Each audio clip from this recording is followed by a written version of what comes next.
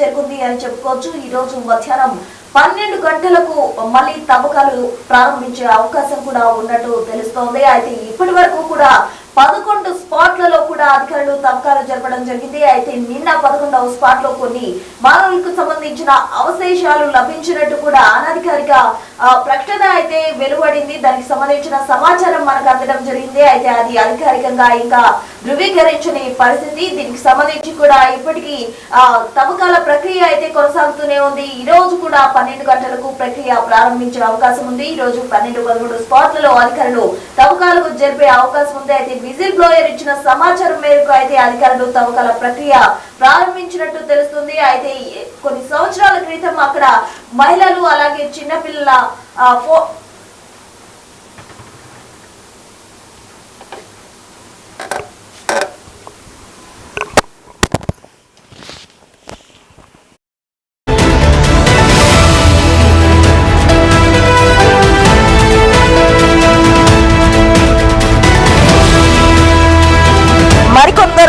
కూడా గుర్తించే పనిలో అక్కడ అధికారుల బృందం అయితే ప్రయత్నిస్తూ ఉంది. కర్ణాటకలోని ధర్మస్థలలో అయితే తవ్వకాల ప్రక్రియ కొనసాగుతుంది. ఇవి హత్యలా లేకపోతే ఆత్మహత్యలా అన్న కోణంలో పరిశోధన చేస్తున్నారు అధికారులు. ఇప్పటికే కొన్ని ఉప్పు బస్తాలు కూడా అక్కడ ఒక స్పాట్ లోకి తీసుకెళ్లడం జరిగింది. అయితే అక్కడ ఉన్న ఎముకలను అవన్నిటినీ కూడా అధికారులు సేకరించినట్టు తెలుస్తోంది. ఇదంతా కనుక అబ్జర్వ్ చేసినట్లయితే ధర్మస్థల కేసు అయితే క్లైమాక్స్ కు చేరుకుంది అని చెప్పుకోవచ్చు. ఇవాళ 12-13 స్పాట్లలో అధికారులు తవ్వకాలు జరిపే అవకాశం కూడా ఉన్నట్టు తెలుస్తోంది. మొత్తంగా ఏడాదిన్నర 2 ఏళ్ల క్రితం పాతిపెట్టిన మృతదేహంగా కూడా 11వ స్పాట్ లో దొరికిన అవశేషాలను గుర్తించడం జరిగింది. ఆపరేషన్ అస్థిపంజరం ప్రక్రియలో 200 మంది సిబ్బంది కూడా పాల్గొన్నారు. బంగ్లగుట్టలో ఎత్తైన ప్రాంతంలో అస్థికలు లభ్యమైనట్టు కూడా చెప్తున్నారు. 3 ఉప్పు మూటలు స్పాట్ లోకి కార్మికులు తీసుకెళ్లడం జరిగింది. 6వ స్పాట్ లో ఎముకలు లభించినప్పటికీ సీన్ రిపీట్ అయినట్టు కూడా తెలుస్తూ ఉంది. ఇక 11వ స్పాట్ లో లభించిన అస్థికలకు పంచనామా చేస్తున్నారు అధికారులు. మృతదేహంపై షర్ట్ ఉన్నట్టు అధికారులు వెల్లడించడం జరిగింది. మెడకు ఉరివేసుకున్న తాడు ఉండడాన్ని సిట్ టీం గుర్తించింది. అనంతరం 5 బకెట్లలో కూడా సీల్ చేసినట్టు తెలుస్తోంది. అస్థికలు ఫారెన్సిక్ ల్యాబ్ కు ఎఫ్ఎస్ఎల్ టీం కూడా తరలించింది. ఇప్పటికే ఇవి హత్యల ఆత్మహత్యల అన్న కోణంలో అధికారులు పరిశోధన చేస్తున్నారు. ఇదంతా కూడా దేశం మొత్తం అంతటా కూడా ఇది ఒక సంచలనంగా మారింది అని చెప్పుకోవచ్చు. ఈ కేసు సోమవారం 11-12 స్పాట్లను పూర్తి చేయాల్సి ఉన్నప్పటికీ కూడా 11వ స్పాట్ లో అస్థికలు లభించడంతో తవ్వకాల్లో ఆలస్యం జరిగింది. అయితే ఈ రోజు అలాగే మంగళవారం 12-13 స్పాట్ లో సిట్ తవ్వకాలు జరిపే అవకాశం కూడా ఉంది. ఇక 7-10 స్పాట్లలో తవ్వకాలు జరిపినప్పటికీ ఎక్కడ అస్థికలు గానీ ఎముకలుగా ఆనవాళ్లు కూడా దొరకని పరిస్థితి. 11వ స్పాట్ లో ఎముకలు లభించడంతో కేసుపై ఉత్కంఠ నెలకొంది అని చెప్పుకోవచ్చు. 12వ స్పాట్ లో ఇంకా ఏమి లభిస్తాయో అన్న దానికి సంబంధించి కూడా ఆసక్తి నెలకొంది. మొత్తంగా ఈ కేసు ఒక సంచలనం అనే చెప్పుకోవాలి. కర్ణాటక రాష్ట్రంలో దక్షిణ కన్నడ జిల్లాలో ఉన్న ధర్మస్థల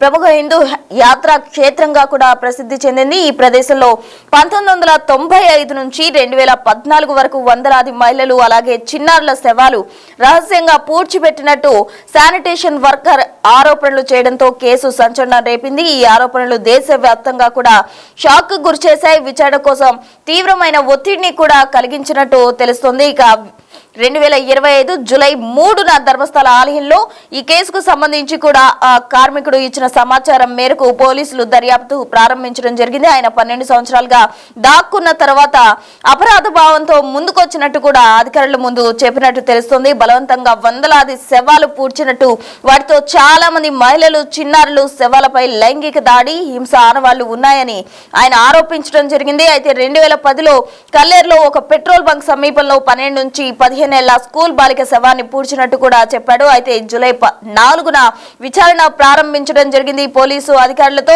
జూలై 19న కర్ణాటక ప్రభుత్వం director general of police Pranab Mahanti నేతృత్వంలో స్పెషల్ ఇన్వెస్టిగేషన్ టీం అంటే సిట్ ను ప్రారంభించడం జరిగింది.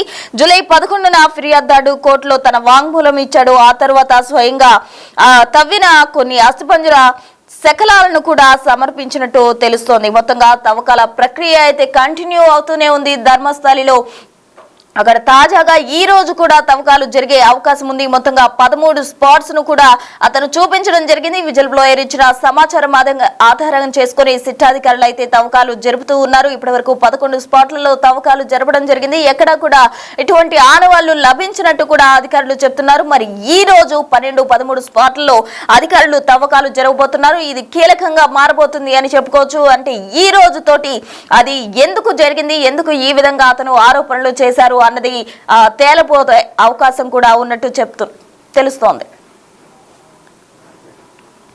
అయితే ఇదే అంశానికి సంబంధించి కూడా అక్కడ స్థానికంగా జరిగిన బయట ఒకసారి చూద్దాం.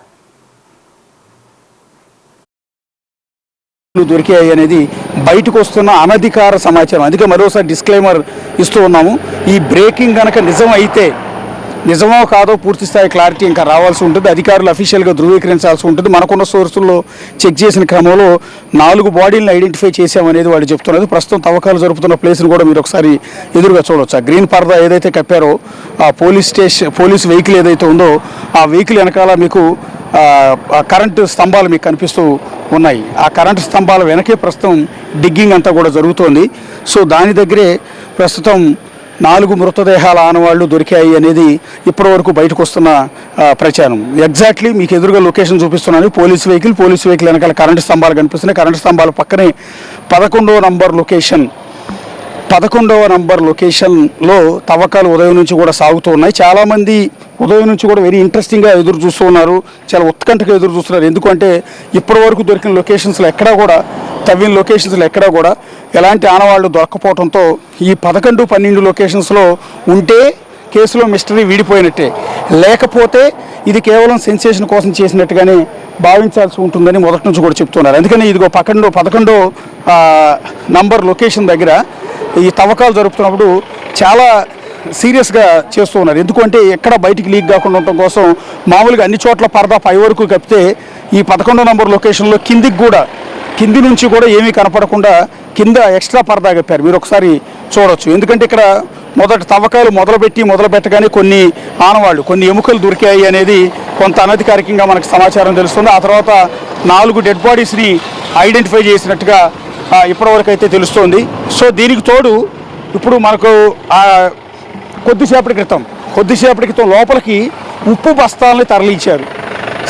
సాల్ట్ బస్తాలని లోపలికంటే ఇది 11వ నంబర్ లొకేషన్ దగ్గరికి సాల్ట్ బస్తాలు తరలించారు. బేసిక్గా సాల్ట్ బస్తాలు ఏ సమయంలో తరలిస్తారు? సహజంగా ఎవరినైనా ఖననం చేసినప్పుడు, అంటే పూడ్చిపెట్టినప్పుడు శవపేటికలో ఉప్పు కూడా వేసి ఖననం చేస్తారు. అంటే పురుగులు బట్టి కుళ్ళిపోకుండా శరీరం మామూలుగా ఎండిపోయే విధంగా పురుగులు బట్టి కుళ్ళిపోవటం అనేది కొంత అసహజమైన చర్యగా భావిస్తారు. తమ కుటుంబ సభ్యుడి మృతదేహం అట్లా అయిపోకుండా ఉండాలని వాళ్ళు శవపేటికలో ఉప్పు కూడా పోసి ఖననం అనేది చేస్తారు, పూడ్చిపెట్టడం అనేది చేస్తారు. ఉప్పు వేయటం వల్ల బ్యాక్టీరియా లాంటిది జనరేట్ కాకుండా, అంటే పురుగులు పట్టకుండా సాధారణంగా ఎండిపోతుంది. అంటే శరీరం కుళ్ళిపోకుండా ఎండిపోతూ ఉంటుంది.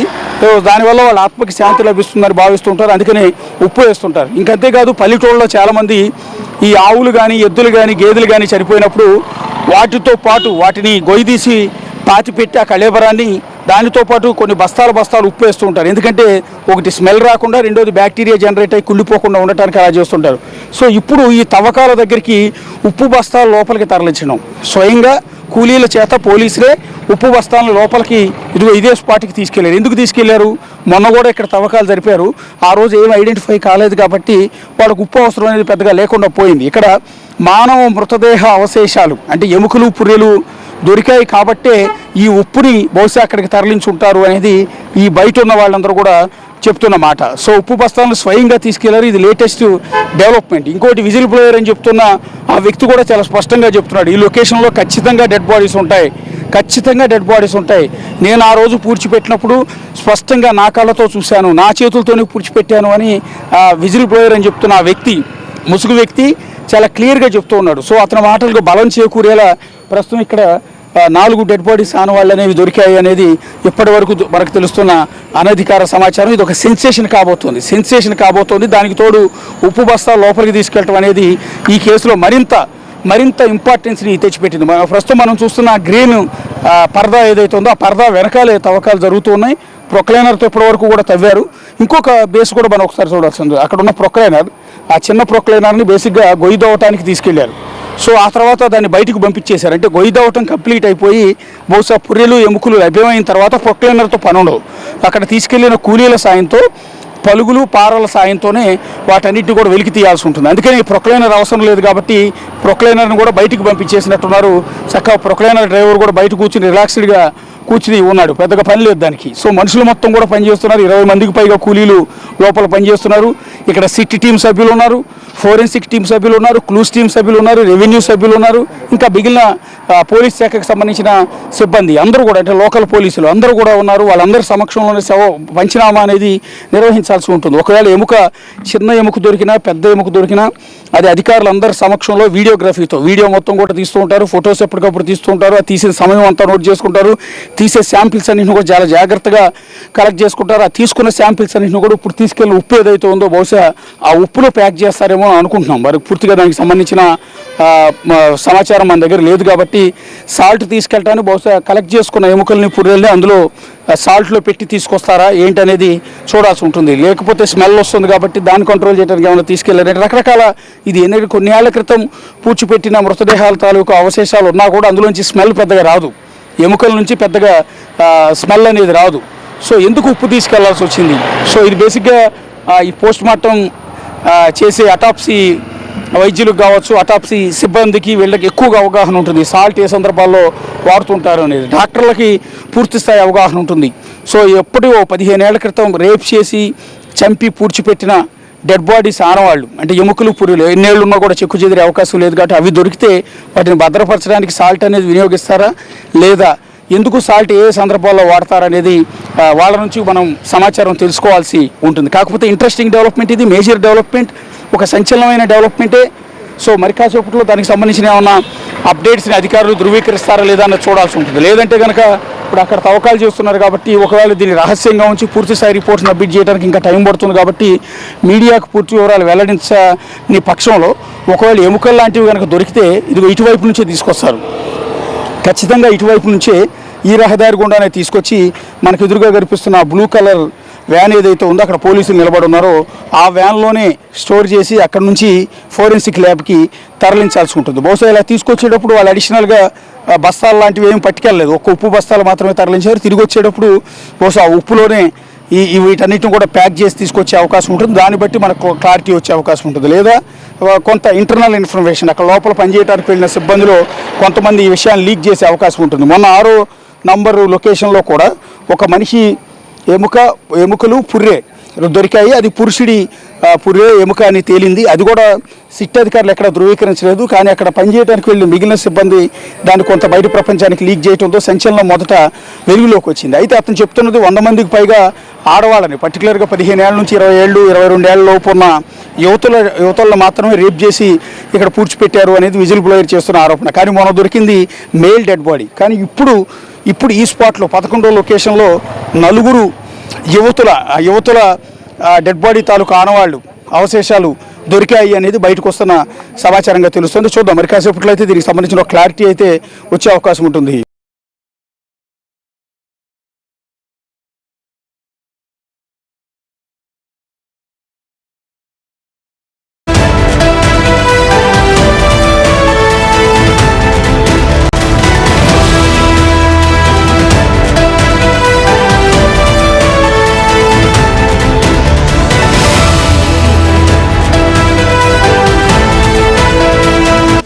The Big Folk Night 2025 celebrating the soul of Telangana.